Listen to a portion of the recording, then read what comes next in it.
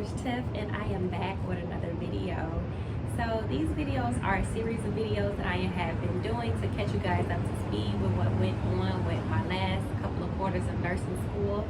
So this video will be the last sequence of those videos. In this particular video, I'm talking about the classes and everything that happened in quarter 8. So thanks for joining, and let's get into it. So quarter 8 for me, I had pharmacology, I also had my clinical immersion, and I also had my research class. So the pharmacology was a second pharmacology that we had. The first one was the basis to get you to know everything that you would need to know as far as like the first half of pharmacology, and then we had advanced pharmacology, which was like the second half of pharmacology. So we had 2 pharmacology courses in my entire nursing program. So to me, a lot of it was kind of like review. It kind of like gave us an overview of everything, and it was definitely a good preparation to get us going for NCLEX, because on NCLEX, as you know, it's a lot of pharmacology. So I thought that was pretty cool. The teacher that I had was pretty awesome. She laid everything out crystal clear. She made sure that we knew everything we needed to know, and overall it was a good class. If you're new to this channel, I did a video maybe like a year ago explaining how to study for pharmacology. If that's something that, you know, nursing students are needing help with and you happen to be tuning in and watching, I also talk about my experience at my first pharmacology class in that video. So just go to the video catalog and you should be able to find it there. As far as my research class, I had already been working on my research since the start of the program. One of the teachers had gave us strong advice that pick a topic that we potentially will be married to, that we can kind of like carry that topic throughout the duration of the program, and that's exactly what I did. So the topic that I picked was alarm fatigue. So we actually had to do like a research paper that dealt with alarm fatigue, and I won't really call it like necessarily a full-blown out research paper because we didn't actually do the research, but to me it was kind of like an integrated literature review. And I learned so much about how alarm fatigue affects nurses on a day-to-day basis, whether it's telemetry monitoring, whether it's pulse oximetry monitoring, whether it's the call lights, whether it's the bed alarms. Like, you can have so many different alarms in a nursing setting, and you don't realize like how you become desensitized to some of the noises that you hear on a regular basis.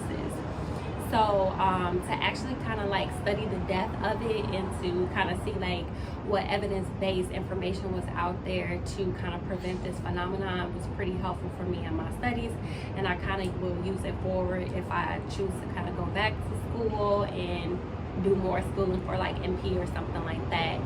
Also with my job, we have to do an evidence-based project as well, being a new grad. So I may carry on the topic of alarm fatigue there too. So I'll keep you guys posted on that as well. And as far as my clinical immersion, that's what we do at the end of the program when we're about to graduate. It's kind of like an internship, like when you're bridging your way to be done with nursing school altogether. And you kind of like use that as the basis to get your networking going, get your skills down pat, and make yourself marketable for jobs. So originally I was supposed to be in the OR with COVID. The hospital that I was supposed to go to decided last minute that they no longer wanted nursing students. So then I had got placed in an outpatient cardiology, cardiac cath lab floor. It was a unique experience because not any nursing students was ever offered this type of unique opportunity to my understanding. And it kind of helped me a lot because cardiology was not one of my strongest subjects in nursing school. I actually kind of had difficulties with cardiology because it's so much to know with dealing with the heart. And having that immersion kind of like helped solidify my knowledge base for cardiology. It also gave me the opportunity to be able to sit in some experiences as far as like being in a cath lab and seeing stents and seeing balloon pumps get placed and assistive devices getting placed in patients with heart conditions. So I also had an awesome preceptor. I love her to this day. She was a very good teacher for me, a great mentor and a great motivator for me. I still keep in contact with her to this day, and I'm grateful for her experience, because if it wasn't for her, I probably wouldn't have got as many experiences as I did. So that kind of was it. After I finished that clinical immersion, I kind of was like finished and done with school. I was like mentally pooped and mentally wiped out and was ready just for my next journey. Shortly after that, I graduated, and that was nursing school in a nutshell for me. So I'm not gonna talk too much. I'm gonna end this video right here. If you guys have any comments or questions, let me know. Any topics you want me to go over, just let me know. And until next time, guys,